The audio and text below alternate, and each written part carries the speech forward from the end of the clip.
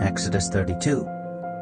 When the people saw that Moses was so long in coming down from the mountain, they gathered round Aaron and said, "Come, make us gods who will go before us.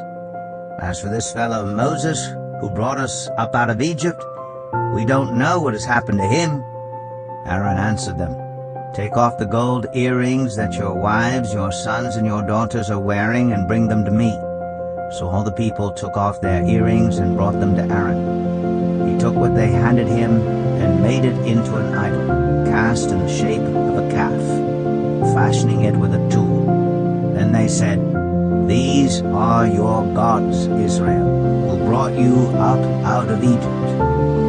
When Aaron saw this, he built an altar in front of the calf and announced, "Tomorrow there will be a festival to the Lord." So the next day the people rose early and sacrificed burnt offerings and presented fellowship offerings. Afterward they sat down to eat and drink and got up to indulge in revelry. Then the Lord said to Moses, "Go down, because your people whom you brought up out of Egypt have become corrupt. They have been quick to turn away from what I commanded them, and have made themselves an idol cast in the shape of a calf. They have bowed down to it and sacrificed to it, and have said, 'These are your gods, Israel, who brought you up out of Egypt.'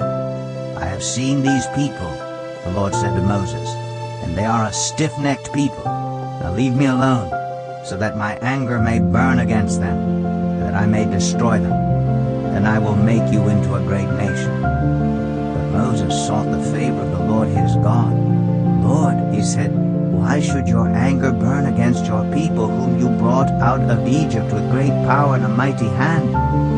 Why should the Egyptians say, 'It was with evil intent that he brought them out, to kill them in the mountains, and to wipe them off the face of the earth'?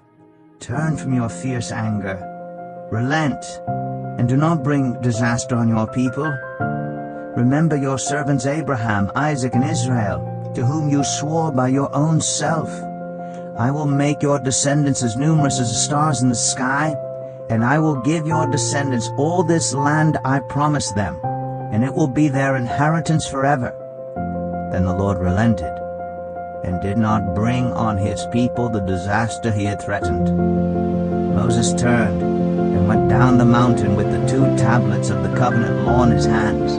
They were inscribed on both sides, front and back. The tablets were the work of God. The writing was the writing of God, engraved on the tablets. When Joshua heard the noise of the people shouting, he said to Moses, "There is the sound of war in the camp." Moses replied, "It is not the sound of victory. It is not the sound of defeat. It is the sound of singing that I hear." When Moses approached the camp and saw the calf and the dancing, his anger burned, and he threw the tablets out of his hands, breaking them to pieces at the foot of the mountain. And he took the calf the people had made and burned it in the fire.